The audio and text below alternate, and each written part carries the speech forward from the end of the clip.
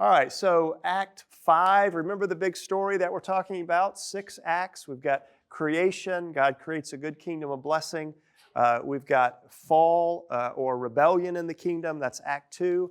And then, of course, Act 3 is redemption, God's plan of restoring His creation, Abraham, Isaac, Jacob, Israel.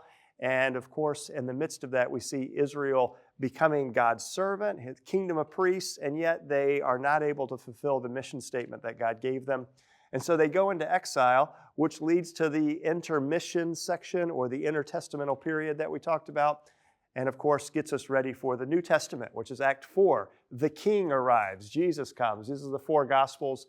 And then we talked about Act 5, which is the church. So we've been talking about Paul's epistles, and now we're moving to the non-Pauline letters, or in this case, we've got a book called To the Hebrews, and we don't really know kind of what genre it fits. But I think the opinion right now, the current consensus is that it fits more of a sermon than anything else. And so I'm going to approach it as if it's a sermon that's been converted to a letter, and we'll bring that out in the notes here. So background information for Hebrews. It's actually relatively straightforward, even though very problematic. The author is anonymous. The audience is anonymous. The date is unknown. All right, so what do we know about this book? That's a great question. But the author, we genuinely don't have a consensus opinion for sure. It is regularly found in the earliest manuscripts in Paul's letter collection. But even in the ancient world, there was real doubt about whether Paul was the author, so that's not just a modern criticism. Origen is kind of famous for saying, who wrote the book of Hebrews? Only God knows. So there's even mystery back then that the earliest Christians were discussing. The audience, once again, unknown. We're not even sure where this sermon or this letter would have ended up. The scholarly consensus is that it's Rome. The reason they think it's Rome is because one of the final verses of the sermon, or this part, the letter ending, the author says, hey, those from Italy send their greetings.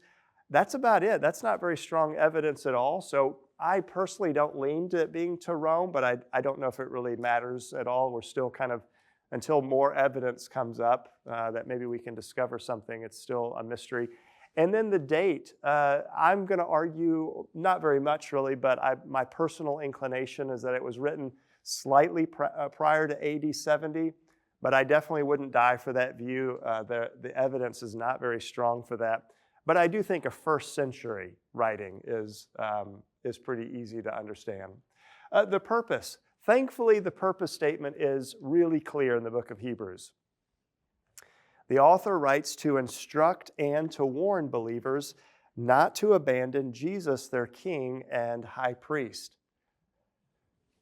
And so we can keep this really relatively straightforward. In other words, the author has many exhortations. In fact, the most famous exhortations are these 5 warning passages that are in the book that are problematic. They create tension when we read them. And there's various opinions on on how to understand them. But the exhortation is always surrounded by this Christological teaching. In other words, Jesus is King and Jesus is High Priest, and these both come together marvelously in the book of Hebrews. The composition structure. This is another ongoing discussion in scholarly circles about how should we understand the book of Hebrews and its organization. Part of it is made more complicated because the author loves to introduce ideas, and then he'll leave some of them and focus on a part of that, and then he'll come back to that introduction that he made. And even if you were in chapel yesterday, you may have noticed that I referred back to Dr. Spellman's lesson, chapter 5, because that actually was introductory for the remainder of the chapters. And so what chapter 5 introduces, 6, 7, 8, 9, and 10 pick up and they continue to develop. And so that creates a little bit of problem as far as how to understand the author's composition. Exactly what is he doing there? Well, we can add now to the Hebrews, of course, with lots of question marks, to our inbox. And let's look at some of the literary characteristics that are here. Hebrews appears to be an early sermon. The author himself calls it a word of exhortation. In chapter 13, he says, I've given you this brief word of exhortation. And when we think about what preaching and sermons do, to exhort, to encourage, to challenge, to admonish, to get people to obey. And so we think here, and plus there's a lot of literary style in the author's presentation that if you read it in Greek, you can kind of pick up some repetition of sounds and the repetition of words throughout the book that comes out very clear that might make it a little bit more appealing to an auditory, have an auditory function there. So Hebrews appears to be an early sermon, but a letter ending was definitely added to it, and it was mailed out. Now, I'm not trying to insinuate that someone other than the author did the mailing out. I think the author is the one who wrote the sermon and then also the one who added the ending so that it could be sent out. But it certainly doesn't follow a normal letter program. It doesn't have a, hey, I'm Paul, I'm writing to so-and-so, these kind of standard genre features that we would expect. Hebrews is notoriously difficult to structure. If you look in commentaries, you'll notice that there's multiple different outlines. Now, there's a lot of overlap in how they do it as well, but when you get down to the details, you'll notice that there's quite a lot of discussion on how should we arrange and understand the author's argument here. But generally speaking, everybody acknowledges that it alternates between teaching and then exhortation. Teaching and then exhortation. Teaching and then exhortation. And you can see this as well when you're reading the book of Hebrews, that you'll find these so-called warning passages that are sprinkled throughout the book. They kind of chop up a little bit the teaching segment. But I think we need to understand that the teaching and the exhortation, they work hand in hand. They are not intended to be distinct. They're distinct as far as sections in the sermon, but they are intended to work together. The exhortations are based on the teaching. Now, the author richly draws upon the Old Testament to teach and exhort his listeners, particularly Psalm 110. The author draws richly on the Old Testament, and especially with Psalm 110. So Psalm 110, we'll look at here in just a second. I want you to do a little small group discussion on Psalm 110 because it's so important to understanding the book of Hebrews. But you'll notice that the author quotes some very lengthy passages. I mean, when we get to chapter 8 and 9, he's going to quote Jeremiah 31 in the New Covenant. So we've got one of our lengthiest Old Testament quotes in the New Testament. Hebrews 3 quotes Psalm 95, a very lengthy quotation there. Chapter 1 is about 5 or 6 different Old Testament quotations that are arranged to where you read them one after the other. We call this kind of a catena or a list of Old Testament salvations. So whoever the author was and whoever the audience was, there was a reciprocal understanding that they both knew their Bible really well. So the audience knew the Bible really well, and the author can draw upon the Old Testament. And of course, the author knows his Old Testament very well also. Big letter D here. Hebrews is the only New Testament book which dedicates most of its content to unpacking the Old Testament in light of Jesus. So I'm not saying it's the only one that does that, but a significant amount of the author of Hebrews' argument is about helping readers to read the Old Testament in light of who Jesus is. And so it really helps you and I as Christian readers of the Old Testament kind of get a foothold into that. Therefore, it's an extremely important book when we wrestle with the continuity of the Old Testament and the New Testament. How are Christians supposed to understand the Old Testament? The author of Hebrews gives us some big help here. Paul does as well in Romans 9 through 11 when he's telling about, what happened to Israel, what's the future of Israel. So that's another important block for this. But Hebrews is exceptionally helpful in unpacking that. Hebrews is the only New Testament book which describes Jesus as high priest. So we often understand Jesus as a sacrifice. We see that in Paul as well as Hebrews. But when it comes to Jesus having the function of a priest, Hebrews is the only book that really not only raises that issue, but then unpacks it in some significant detail. So when it comes to understanding our salvation and what did Jesus do for us, not only on the cross, but in his resurrection, the book of Hebrews adds to that Jesus not only was raised from the dead, but he is enthroned in the heavenlies, serving in a heavenly sanctuary. So it adds to our understanding of the salvific work of Jesus by quite a bit. We have allusions in other books of the New Testament to this, but the author of Hebrews brings this out very explicitly. And then big letter F, the author presents us with 5 significant warning passages that are written to Christians. But as you have questions for how are we supposed to read these 5 warning passages? Because they're pretty terrifying. The language gets ramped up as the book goes on, particularly when you get to chapter 6, and the author says, basically, repentance is not available if there's certain conditions. You're like, what does that mean? And then chapter 10, the author says, we, and he includes himself in there, who can willfully sin, we just have this fearful expectation of a fiery zeal that consumes the adversaries of God. Terrifying language. And then chapter 12, the very last one, the author talks about how we basically worship in reverence and awe, understanding that our God is a consuming fire. Once again, we see some language very similar to chapter 10 there. Okay, before we move to the theology, though, any thoughts or comments on any of that background information or the notes so far? Anything at all? Yes?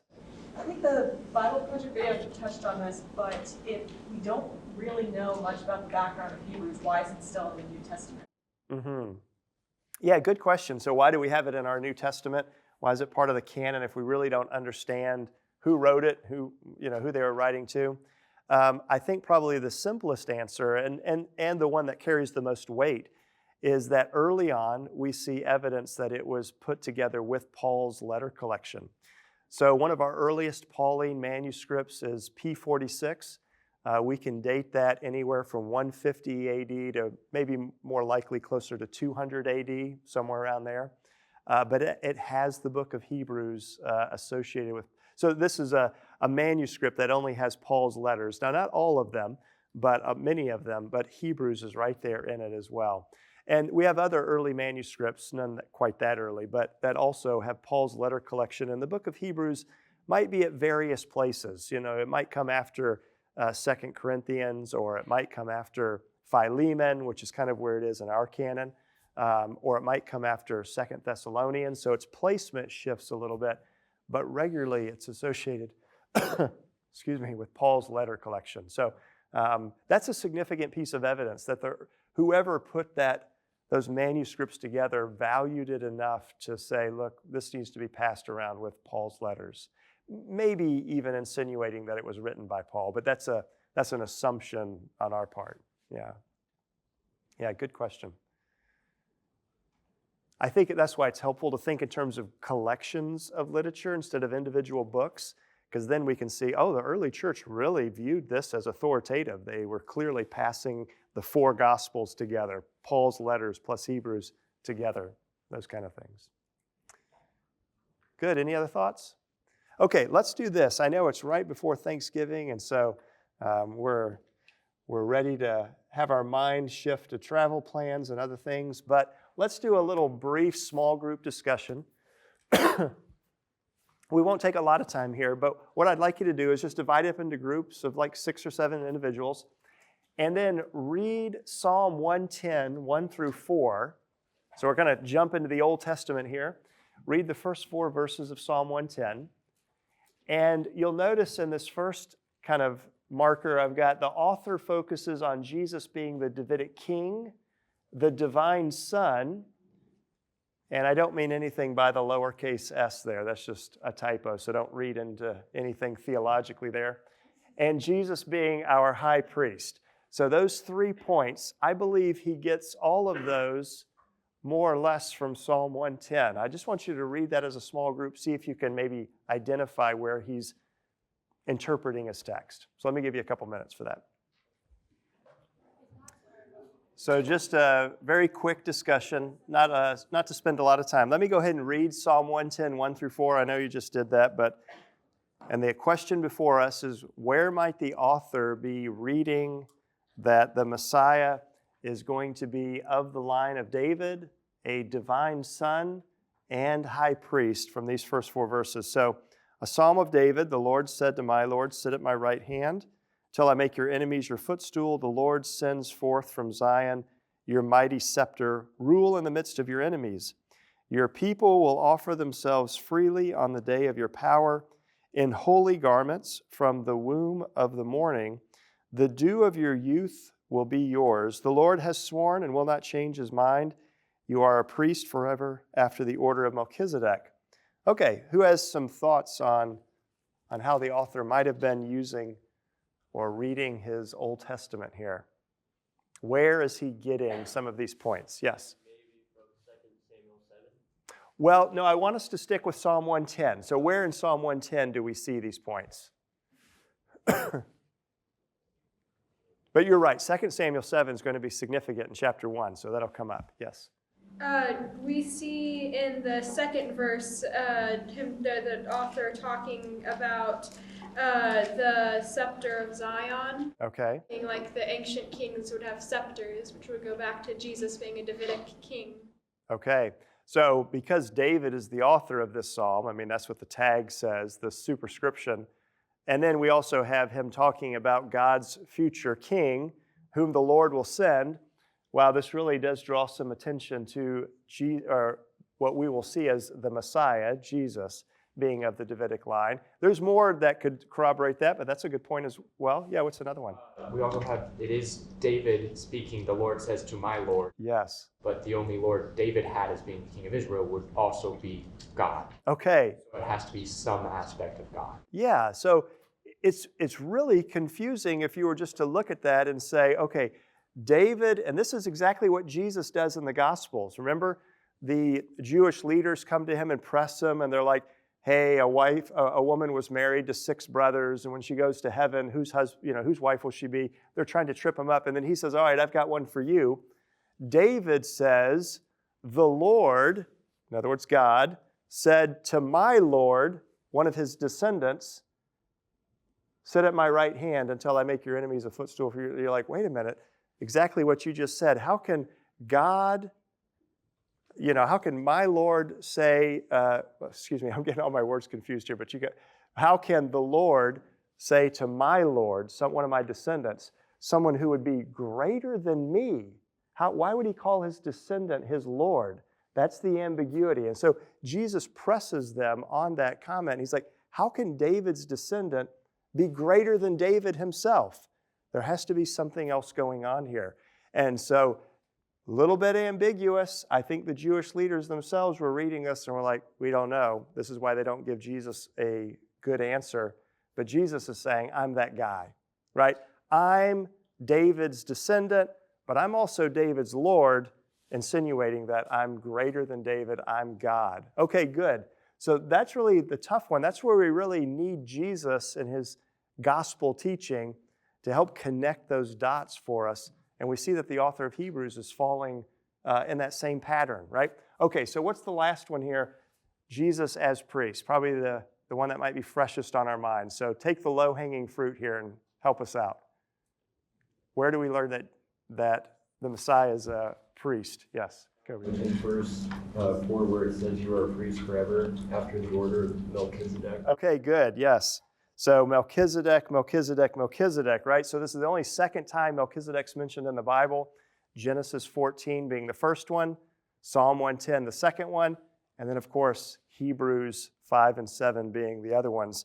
The author of Hebrews making a big deal about Melchizedek there. Okay, so when we talk about the theology of the sermon, the author is really reading the Psalms, Psalm 110, about the Messiah, and he's taking Jesus' interpretation of Psalm 110, and he's bringing those two things together, and he says, well, wait a minute, if Jesus is a Davidic king, and he's also God, he's greater than David, then he must also be this Melchizedekian priest, and this is where he develops his whole theology of Jesus as high priest. So let's go ahead and look at Hebrews chapter 1, and we'll work through some of this a bit systematically. Big letter A, Jesus is king from the line of David, and I do want us to note the author's use of the Old Testament here. And I'll start reading in verse 5 after you get a chance to write that down. Jesus is king from the line of David. So let's go ahead and look at verse 5 of chapter 1. For to which of the angels did God ever say, "You are my son, today I have begotten you"? Here the author's quoting Psalm 2, verse 7. I'm not going to hold you accountable for that, but I do want you to know that Psalm 2, if you go back and read it, is clearly about the Davidic king, about them being chosen by God to be son of God, right, to be installed on David's throne, and how God has given them kind of the mission or the function to crush unbelieving nations. We go on with the verse. Or again, I will be to him a father, and he shall be to me a son. And this is where we see 2 Samuel 7, that was just alluded to a minute ago. God's covenant with David, that you will always have an heir from your line who will be able to sit on the throne. This is why all the prophets were looking forward to a Davidic Messiah. And the author of Hebrews is putting these two verses together, Psalm 2, 2 Samuel 7, to talk about who the Son is. The Son is the Davidic heir, right? He's got the function of a king. Maybe we could say this is little s, not Son of God like we normally think of it, Jesus as divine. We'll get to that in just a moment. But little s, Jesus as the function of a king from the line of David. Look at verse 6. And again, when he brings the firstborn into the world, he says, let all God's angels worship him. Okay, now here we have the author referring to Jesus as divine son. In other words, the angels are actually going to worship not just a Davidic human king, but Jesus, the God-man, right? Human king, divine king, rolled into one person. Verse 7, of the angels, he says, he makes his angels a wind, his winds, and his ministers a flame of fire. But of the Son, he says, so this is God speaking to the Son, your throne, O God, is forever and ever, clearly referring to Jesus as God and having his own throne. The scepter of uprightness is the scepter of your kingdom. You've loved righteousness and hated wickedness. Therefore, God, your God, has anointed you with the oil of gladness beyond your companions. And, verse 10, you, Lord, still talking about the Son here, still talking about Jesus, you, Lord, laid the foundation of the earth in the beginning, and the heavens are the work of your hands. They will perish, but you remain. They will all wear out like a garment. Like a robe, you will roll them up. Like a garment, they will be changed, but you are the same, and your years will have no end. And to which of the angels has he ever said? And then he quotes Psalm 110:1. Sit at my right hand until I make your enemies a footstool for your feet. So we call this the Katina. In other words, it's a list of Old Testament scriptures that the author is putting together. But notice the argument that is implied by his kind of pastiche of these passages. One is that the author calls Jesus the Son and quotes the Old Testament in reference to the future Davidic king. So he is reading Jesus in light of the Old Testament Davidic, messianic, human expectations. And he's saying, Son means Davidic king. He is also, in the next couple points, he's also reading Son as divine king as well, just to finish my thought there, even though my notes don't get to it quite yet. Psalm 2:7 draws upon the Davidic king being God's representative king over all the earthly kings. And 2 Samuel 7, notice I'm just working through the list here, is God's covenant to David to perpetuate his line forever. So the author is making significant argument here that Jesus is the Son, and by Son we mean just what Matthew, Mark, and Luke meant. Jesus is the Davidic messianic heir. Does everybody kind of see what the author's doing? It's once you see it, you can't unsee it, but sometimes it's difficult for us to understand, like, what is the author doing by stringing together all of these seems like random Old Testament text. You might come away with the impression that he's just kind of proof texting. But if you know these texts in your Old Testament, and if you go back and look at them, you'll realize that they are all about the Davidic heir, the Davidic Messiah, and that the author is reading them and bringing them into alignment so that you will see them as referring to Jesus. All right, number 4 here, Psalm 110, the one we just looked at. The Davidic king is given a place at God's right hand.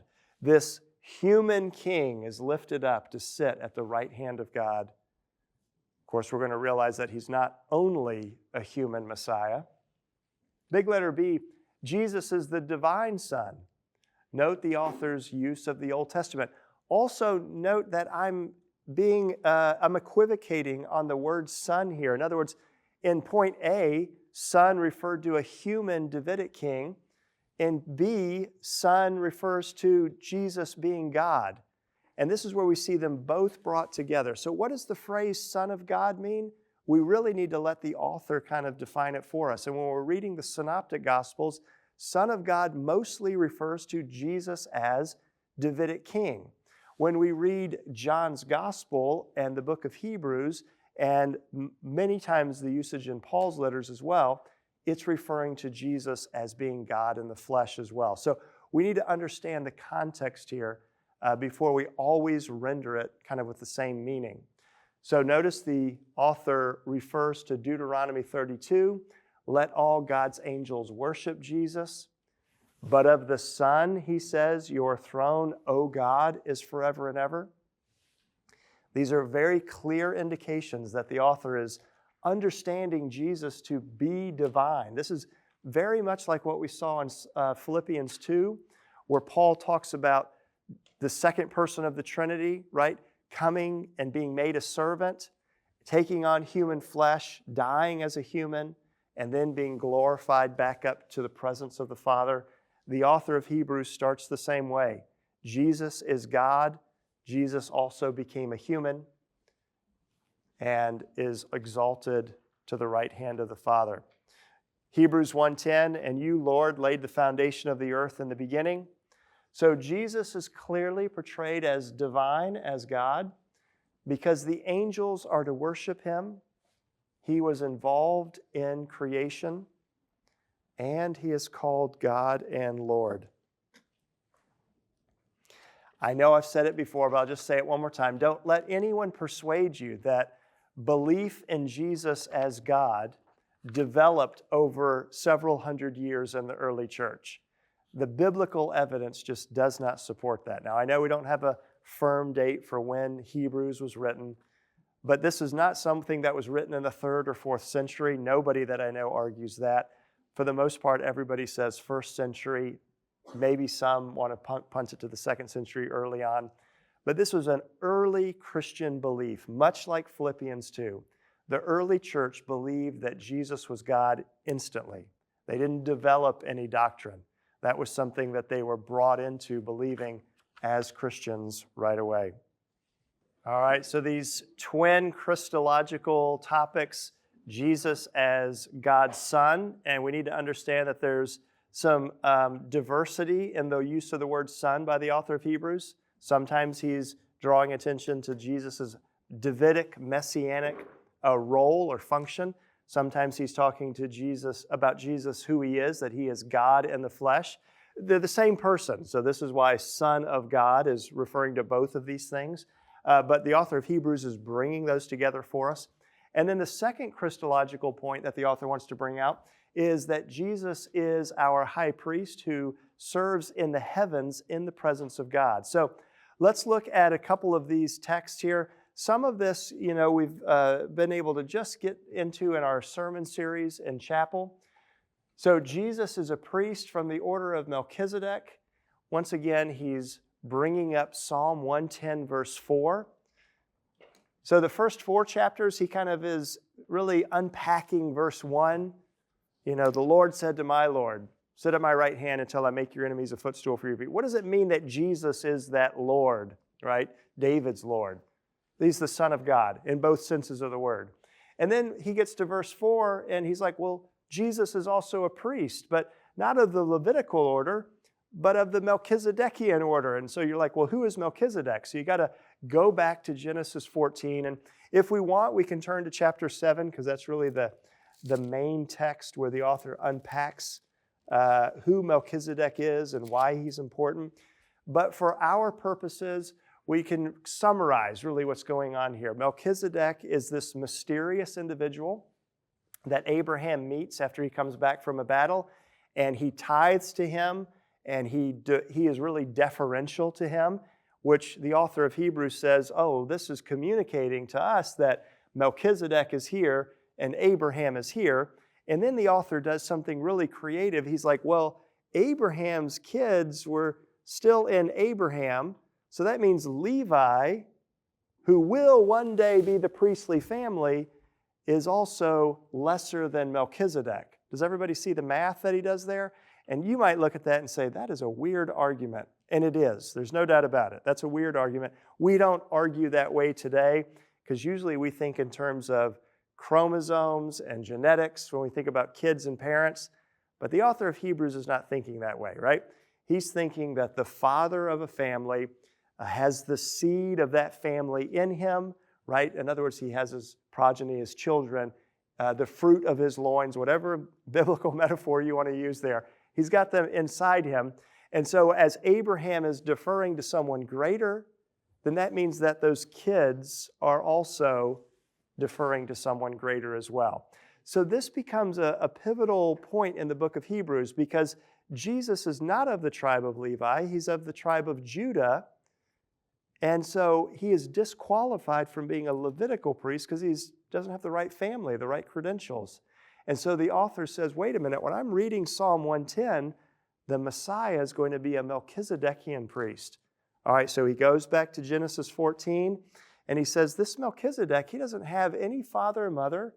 We have no idea where he came from or where he died or if he died. And he draws some inferences from the text about Melchizedek's life.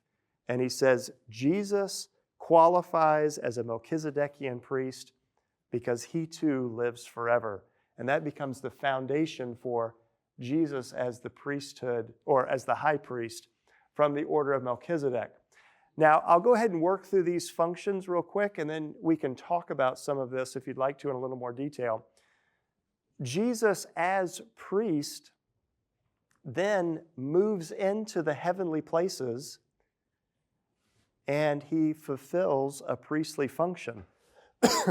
So if we turn now to chapter 8, and this is one of the few times that the author actually kind of explains his point really well. I shouldn't say that, really clearly, all right?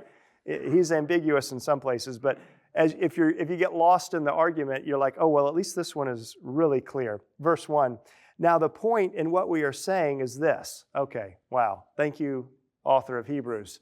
You're letting me know exactly what you're talking about. We have such a high priest, one who is seated at the right hand of the throne of the majesty in heaven, a minister in the holy places, in the true tent that the Lord set up, not man. For every high priest is appointed to offer gifts and sacrifices, and thus it was necessary for this priest also to have something to offer. And so he goes on to say, Jesus offered something in the heavenly places, right? My point right now with this subpoint is that Jesus is serving in the presence of God in the heavens. So in other words, the priestly function that he is accomplishing is not taking place in an earthly tabernacle or temple. It's actually in this heavenly tabernacle. And so you might be thinking, wait a minute, is he saying that there's actually a building in heaven that hosts God and has a holy of holies and a holy place and an outer court? Well, this is an open scholarly discussion. Some think that the author is merely using a metaphor here. In other words, since the tabernacle on earth was patterned after one in heaven, that maybe there is a real building in the heavens, or maybe the pattern on earth is just a metaphor for heaven and earth and kind of a distinction between those two. I personally think that the author is talking about a real heavenly construction. So in other words, not made with hands, made by God, and it is God's presence is in the Holy of Holies, and that there are angels that are ministering in his presence. We get little glimpses of this in the Old Testament. Go back and read Isaiah 6, where Isaiah stands in the throne room sanctuary of God. The cherubim are functioning in that heavenly tabernacle setting. One brings a coal from the altar and touches Isaiah's lips to cleanse him. You can go to Daniel chapter 7, where Daniel has a night vision of the throne room of God in the heavens. And it describes God's chariot throne, just like in Ezekiel. Big wheels, right? Full of flame. Angelic ministers, flaming angelic ministers. God's throne with a river of fire flowing through it. And the presence of God depicted as fire right there. And then there's tons of thrones that are set up there as well. Or you can go to Ezekiel. Ezekiel depicts God's presence in terms of his mobile chariot throne room that leaves Jerusalem and comes to the Kibar River where Ezekiel is in exile. So I think when the author of Hebrews is depicting Jesus' priestly work in the heavens, he's drawing upon this rich picture in the Old Testament that is there, particularly Isaiah 6, Daniel 7, and Ezekiel. Okay, number 3 here, and this will be the part that I think is maybe the most unique that we have to kind of sit back and meditate on, and I'm not quite sure I'm tracking fully with what the author is talking about here, but Jesus offers his own blood in the Holy of Holies of the heavenly tabernacle. Just like the Old Testament high priest offered lamb's blood on the Day of Atonement. So in other words, Jesus as high priest actually does the most important high priestly function, and that's the Day of Atonement, but he does it in the heavenly sanctuary. So in other words, you have to understand the logic of what the author is talking about here. Jesus died on the cross for sins. He was raised from the dead. He is exalted to the right hand of God and sits on a throne at God's right hand. He also becomes a priest, and he ministers in that heavenly throne room and sanctuary as a high priest, and he presents as an offering his blood to purify the heavenly tabernacle. Those are some pretty complicated thoughts that we're being given here to process what Jesus did in the atonement. Let's look at chapter 9, verse 11. But when Christ appeared as a high priest of the good things that have come, this is verse 11, then through the greater and more perfect tent, not made with hands, that is, not made of this creation, he entered once for all into the holy places but not by means of the blood of bulls and goats and calves, but by means of his own blood, thus securing an eternal redemption. For if the blood of goats and bulls and the sprinkling of defiled persons with the ashes of a heifer sanctify for the purification of the flesh, how much more will the blood of Christ, who through the eternal Spirit offered himself without blemish to God, purify our conscience from dead works to serve the living God? So the author depicts here that Jesus presents his blood in the heavenly sanctuary. And so you can understand why some commentators are like, how could this be possible? It must be that what the author is describing is merely just a metaphor for Jesus' death on the cross. I don't personally take it that way, but I'm sympathetic. I understand why people would want to do that, because it feels a bit bizarre to have Jesus at the right hand of God offering his own blood in the heavenly sanctuary to maybe cleanse the temple tabernacle in the heavenly places. Number 4 here, Jesus' sacrifice, his blood, right, that he's presenting in the heavenly places, sanctifies us. And his high priestly ministry provides us with access to the presence of God. So the bottom line for Jesus' priestly work here is that he is providing access for you and I to draw near to God. So the culmination of this entire argument, Jesus is Melchizedekian priest, Jesus is high priest of the Melchizedekian order. Jesus is sitting at the right hand but doing priestly duties where he's offering up his own blood in the presence of God to sanctify or to purify the heavenly places. And then also here, that same blood sanctifies you and I is all for the purpose, all for this grand argument that you and I can be in the presence of God. And so it's really important that we read this in light of the Old Testament narrative where we understand that humans were made to enjoy the presence of God, but they lost that. And then, of course, God provided limited access to the presence of God through the tabernacle and then the temple, but it was always deadly. Nobody could get near to the presence of God because of their own defilement, their own sin. The Levitical priesthood and the law and the Old Covenant helped to mediate God's presence, but it couldn't really bring people to this perfect place. In other words, God's presence. But Jesus has done that, and that's what the author's talking about here. Okay, let me pause here because there's quite a few things here that are worth discussing if you'd like, or if you have some maybe questions about the text, we can go into some more detail. Yep. I was wondering, it seems like at points that it depicts Jesus's high priestly ministry as ongoing, but then also at other points like once and for all. Mm-hmm. So how does that? Yeah, that's a good question. So I don't know if everybody caught that, but it seems that sometimes to depict Jesus' high priestly role as ongoing and sometimes as a completed event. I do think it's both. So I think he is always a king, he's always a priest, and so therefore the sacrifice that he's offered, now I don't think he's continually offering his blood, that was a one-time done deal, but the fact that his life is eternal and he's constantly functioning in that priestly role means that the sacrifice and the gift that he's offered of himself is perpetually effective. Maybe we can say it that way. So they both work together. And there may be other things that as high priest he's doing that the author of Hebrews doesn't talk about. But as far as the kind of the culmination of atonement, I think that's one of those things that he did and has done, but he still is an ongoing priest. Yeah. So it ends up being both and. Yep. I've heard some people say that Melchizedek was actually an early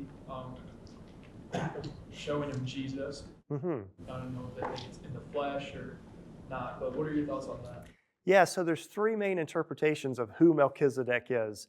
And I tried to avoid all of them yesterday, right? So because they're all kind of problematic in some ways. So I'd say probably the most popular opinion is that Melchizedek is just a human, and that the author is here arguing that this human Melchizedek doesn't have a priestly genealogy, no father or mother from a priestly family, and therefore Jesus doesn't have father or mother from a priestly family, so therefore he's a priest of the order of Melchizedek.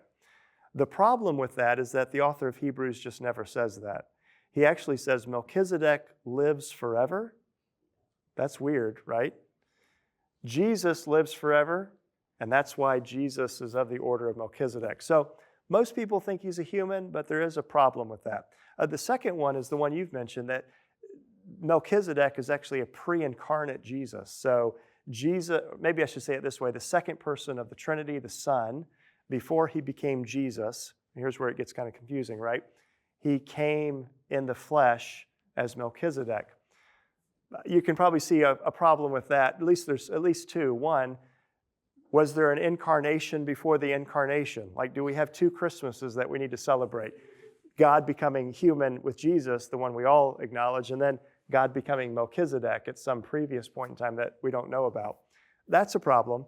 But I think even more significant is that in Hebrews, the author says Melchizedek is like Jesus, and Jesus is like Melchizedek.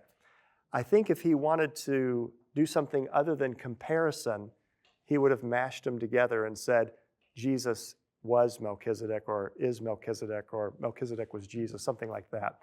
So that's a problem because his language is not bringing the two together. It's actually showing that they're distinct individuals, that one sets up the other. And then the third one, and this one is just the weirdest one, is that Melchizedek is some kind of angelic being or cosmic being.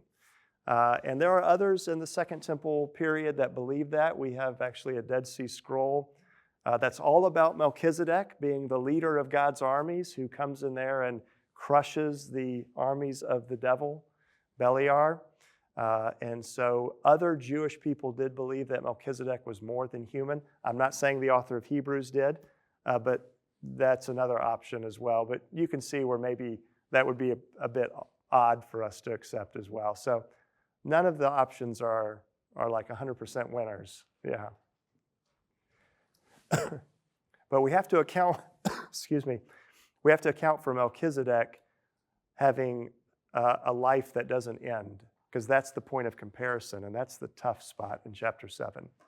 Yeah. I was going to ask, what do you make of the fact that, well, it says like he has no parents and that he lives forever? Yeah. I think the author is drawing attention to the fact, and in fact, I think the author's argument only works if Melchizedek lives forever, because it just can't work otherwise. Let's look at the text here. 3 times he mentions that Melchizedek is basically still alive. So if you're looking at chapter 7, look at verse 3. He is without father or mother or genealogy, having neither beginning of days nor end of life, but resembling the Son of God, he continues a priest forever. So Melchizedek, it seems just on that verse that he's still alive and he still is a priest, but just not the high priest, right? And then if you go down to verse 8, it says, in the one case, tithes are received by mortal men, in other words, the Levites, but in the other case, by one of whom it is testified that he lives. He's talking about Melchizedek again. And then if you look at verse 16, Jesus has become a priest not on the basis of a legal requirement concerning bodily descent, but by the power of an indestructible life. He says that Jesus is of the order of Melchizedek. And basically, verse 16 says, because he has an indestructible life. So this is the overwhelming point of comparison is their ongoing life. And I think that's what makes it weird. Yeah. Yes? Would you say, kind of going off of his question, that maybe Melchizedek could have been like taken up same way that was it Elijah? Enoch. Well, yeah, Elijah and Enoch. They were taken up. They never died. Yeah.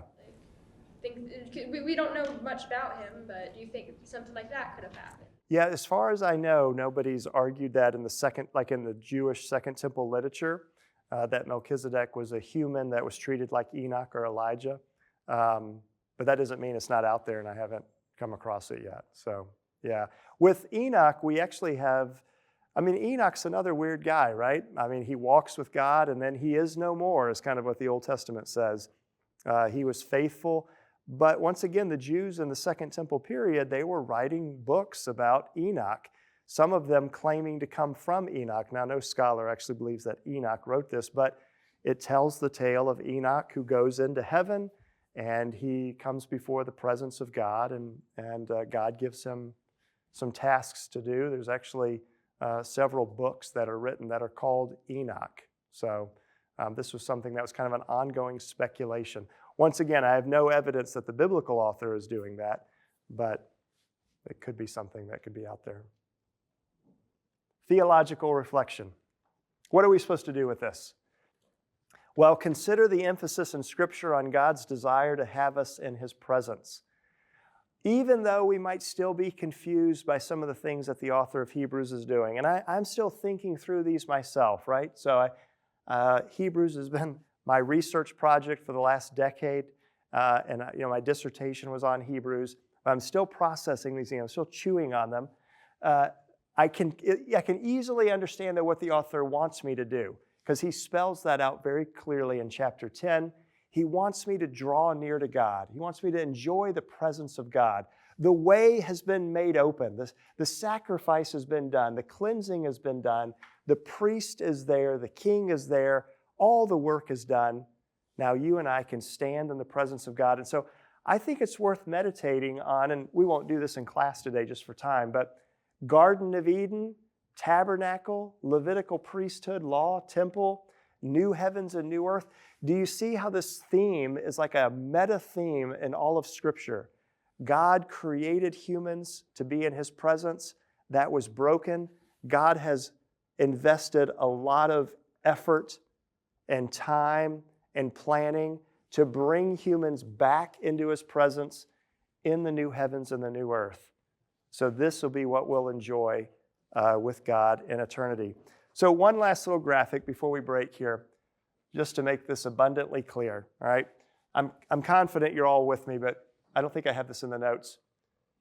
Here we have the temple, right? Solomon's temple, all blinged up in gold there. You've got the two chambers here. Here's the ark. Normally there's the wall there, curtain. And we think in terms of concentric circles, right, where the presence of God was mediated by other people. Priests had some access to the presence of God here, but as we work out from that circle, God's people, Israel, had to go through the priests to get to God's presence. And then, of course, the nations had to go through God's people, who are a kingdom of priests, to the Levites, who were the priests for the people of God, to get to God's presence.